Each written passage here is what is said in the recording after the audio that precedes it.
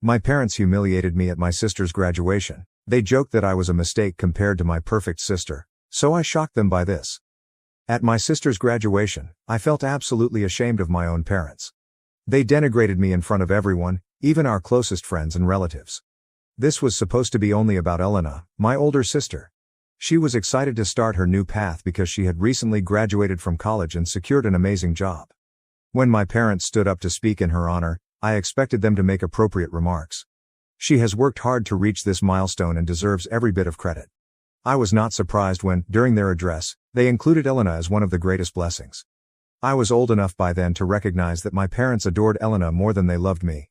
She had always been the more gifted daughter, and my parents would constantly compare me to her. Then my parents began to joke in their speech about how they should have stopped having children after Elena. They argued that second-borns are usually useless. They said that if they only had Elena in their lives, they could have spent more time and effort on her instead of me. Hearing them say such awful things openly and casually while I was sitting right there stunned me. I searched the room, hoping that someone, anybody, would notice how disturbing their statements were, but all I saw were the faces of my relatives laughing along, as if this horrible simile were simply light entertainment. Though my parents had often made me feel inferior and useless, this was the first time they had done it openly, leaving no room for me to hide from the fact. In their opinion, I simply lacked in comparison to their beautiful daughter Elena. This was not an isolated incident or moment of poor judgment. It reinforced what I had long suspected. I was considered a distant afterglow, whereas my older sister would always be the daughter they adored. Growing up as the second child, I became accustomed to our household's implied preference. It constantly crept into their speech, conduct, and routines. My parents frequently forgot to wish me a happy birthday, and on more than one occasion, they were on business travels, leaving me alone. They would never miss Elena's moment. Every year, without fail, both of my parents would be there, planning a spectacular event and ensuring Mom felt honored. Seeing how they showered her with love on her special day taught me early on to manage my expectations and accept that my birthday was not that important to them. As an opinionated youngster, my parents regularly informed me that I was disruptive or unpleasant just because of who I was. I was labeled problematic because I did not fit the quiet, restrained mold they appeared to like, and I was punished for something as simple as being too chatty or honest in expressing my interests. Elena's calm temperament and introverted tendencies, on the other hand, were constantly lauded. In our family, she was regarded as the ideal daughter, as she was mature and polite. She was thus the one who was displayed and paraded in front of everyone. Over the years, I was the one who received the most criticism. I tried for a while to suit the picture my parents seemed to want. I put in the effort, believing that if I acted better, accomplished more, or followed their plan, they would eventually see me differently. But as I grew older, it became clear that I couldn't simply shape myself into Elena's clone. We were two separate people. I tried so hard, but I couldn't be her. I eventually gave up and attempted to adjust to their constant adulation of her. The way they would brag about her accomplishments to anybody who would listen while dismissing everything I had ever done still hurt terribly. All of those occurrences, as devastating as they were, had at least remained within our household. I was amazed at how casually they exposed everything at the graduation ceremony. All of those incidents, as traumatic as they were, had at least remained within the family. I was astonished by how casually my parents disgraced me during their speech at Elena's graduation. My parents had never embarrassed me in front of others, so they had never shown the rest of the extended family how little respect they had for me. What hurt me even more was that no one in my entire family showed displeasure or told my parents how inappropriate this was. Nobody even glanced sympathetically at me after my parents cracked those jokes at my expense. My parents continued to laud Elena, and their tones conveyed a sense of pride that I had never seen directed at me. Then they brazenly announced that they had bought her a graduation present, a brand new automobile, which she had always wanted to buy. With everyone's attention on Elena, who hugged my parents with love and gratitude, the room erupted in applause, laughter, and clapping. The three of them were really content. I felt like an outsider in my own family. The funny thing is that I've never been envious of Elena. We'd always gotten along well enough, and I believe she deserved whatever good fortune came along. But that speech broke me. The truth is that after that awful speech, I addressed my parents. For years, I had silently endured their favoritism, scorn, and unpleasant words. I took it all in and convinced myself that if I just tried to be strong and calm instead of irritated, things would get better. But that evening, after the speech and their joke in front of everyone, I had reached a breaking point. I was tired of taking everything in and pretending that their comments didn't sting anymore. I thus resolved that I could no longer remain silent. I mustered the courage to speak up, hoping that my parents would see how deeply their acts had hurt me. I wanted them to at least show that they cared enough to listen to me. I wanted them to recognize the misery they had caused over the years and accept the embarrassment I felt at the moment. If I told them how I felt, I figured they'd regret what they said, or at least feel awful about making me appear so little. When I eventually confronted them, I received a cold, scornful response. They paid little attention to my words. Rather than offering sorrow or an apology, they told me I was exaggerating, as if years of being ignored and denigrated could be so easily dismissed. They acted as if I had no right to be furious with them, or as if my feelings did not matter. My father went so far as to remark that he had nothing to be proud of when it came to me, and that I should not hold it against them if they were disappointed with who I was. I recall how casually he stated it, as if my presence did not matter to him. My mother, on the other hand, told me to stop overreacting and pointed out that I was being overly needy by being upset over something so insignificant.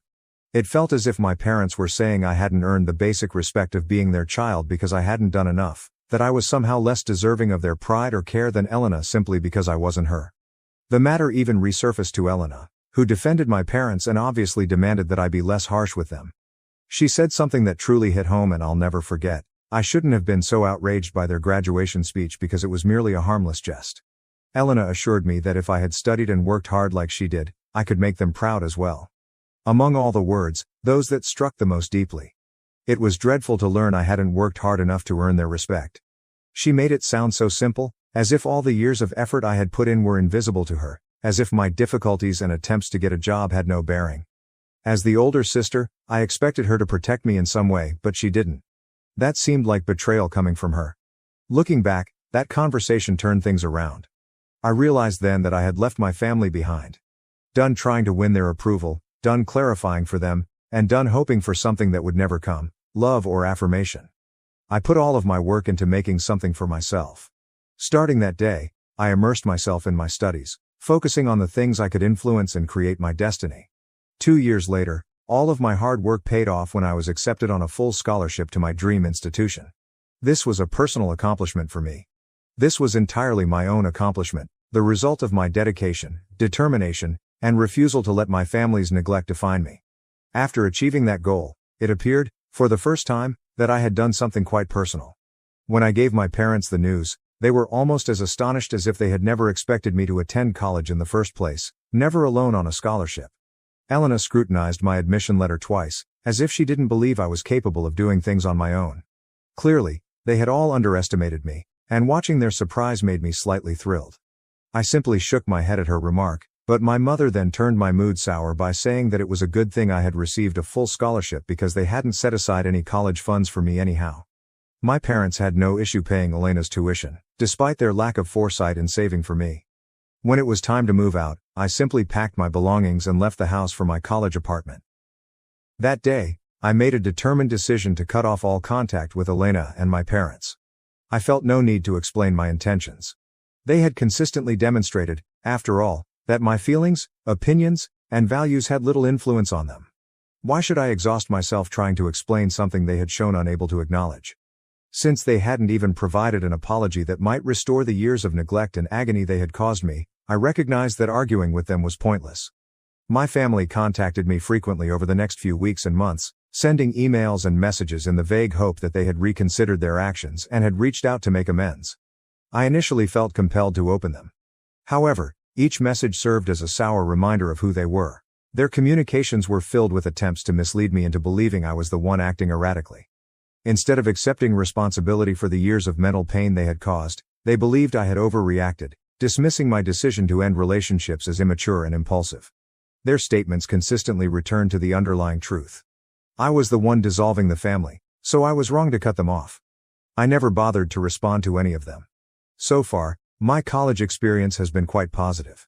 I've been able to devote my full attention to my studies, hobbies, and, most importantly, connections with people who love and see me for who I am. Working part-time at a neighboring diner has helped me save for the future.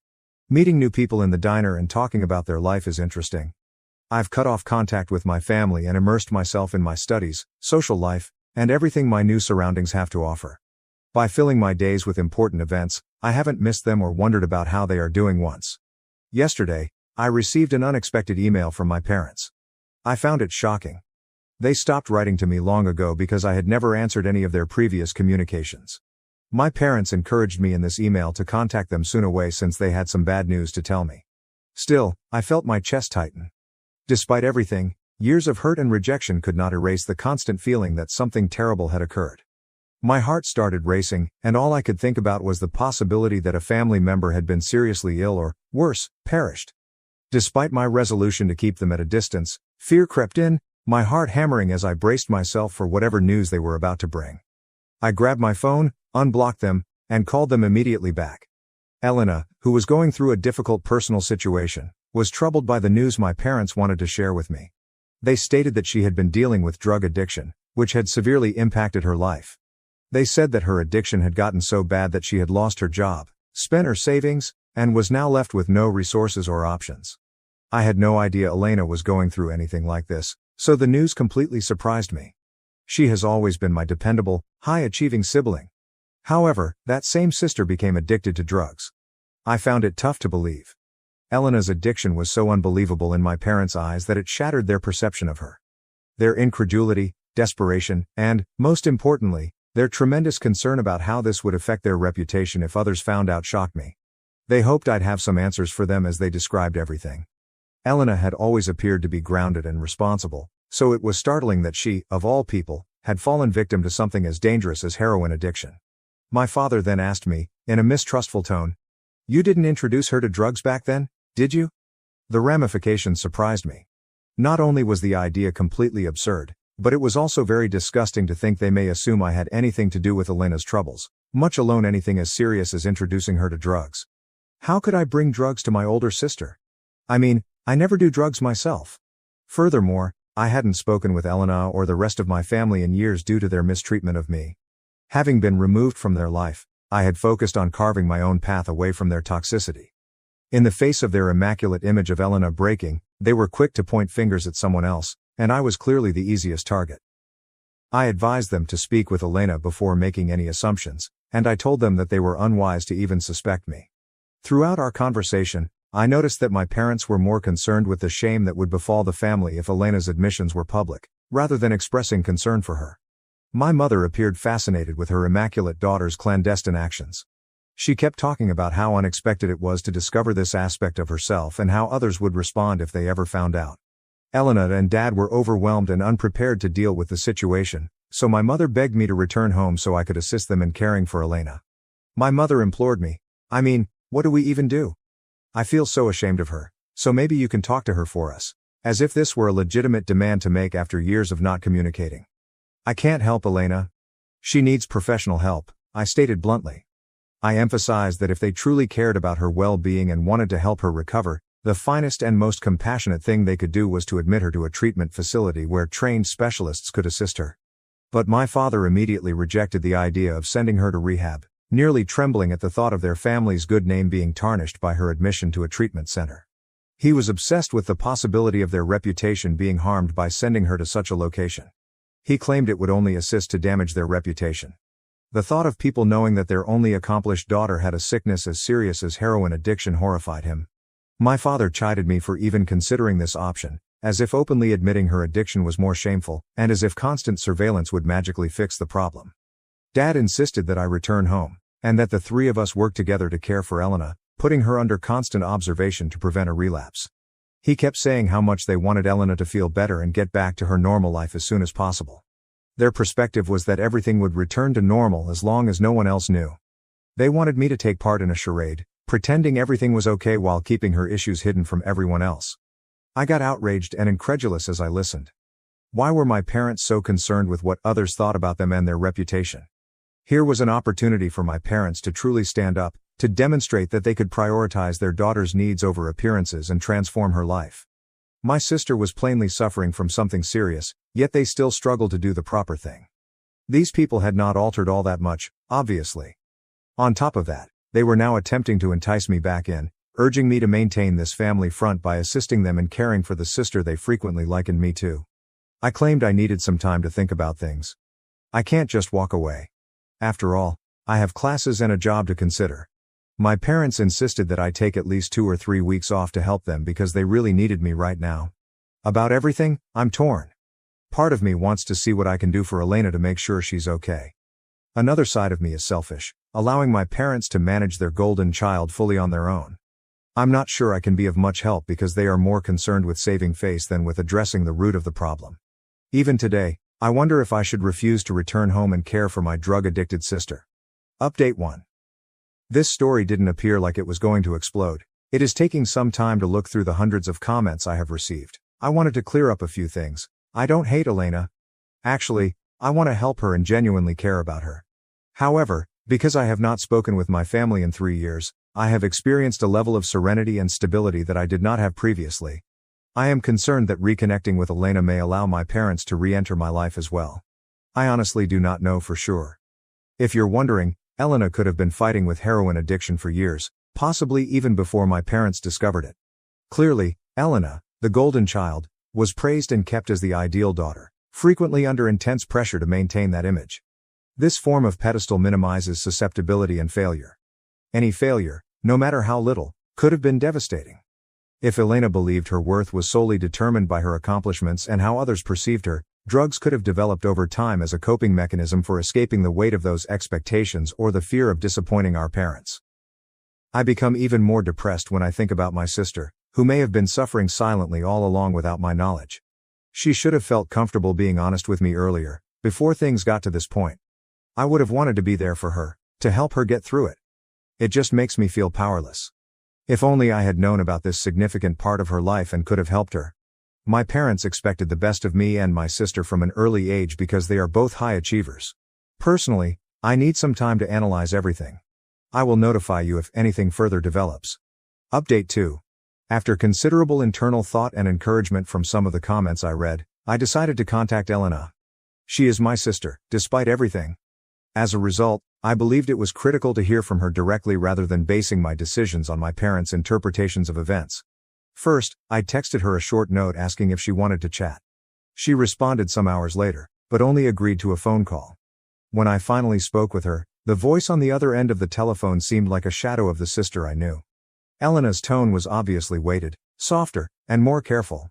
She slowly revealed what she was going through. Elena stated that she had fought with addiction for several years. It began shortly after college, when she began working for her law business. She struggled to maintain that status at work by continually working harder than others to impress her supervisor in the hopes of receiving more credit or a promotion. She began to feel burned out after being the perfect, highly talented daughter for so long. Elena felt she couldn't stop, slow down, or get treatment because she had to live up to the expectations everyone had for her. When stress got unbearable, a friend recommended using recreational drugs to unwind. Before she knew it, what began as intermittent use had become into reliance. Elena also stated that she felt imprisoned for the longest time. She couldn't tell her parents she was struggling since she knew how they would react. She felt alone due to their obsessive attention to appearances and denial of anything that contradicted their narrative. She maintained the facade, acting as if everything was fine, even as she began to lose control. She couldn't hide the fact any longer, so she spiraled, lost her job, and depleted her savings. She wondered whether I was criticizing her as harshly as she was analyzing herself, and she expressed her embarrassment for even discussing this with me. It hurt my heart to hear her story. I'd never realized that the platform our parents had set her on was a prison rather than a privilege. She had been bearing the suffocating weight of being their golden child, whereas I had been dealing with the pain of being overlooked. Our parents' focus on control and favoritism had harmed each of us in different ways. There was no way I would have judged her. As a result, I expressed my regret that she had not communicated her feelings with me. My only regret is that I was not with her. Thank you for watching. If you haven't subscribed yet, please do so and hit the notification bell to stay updated with more shocking real-life stories happening around you.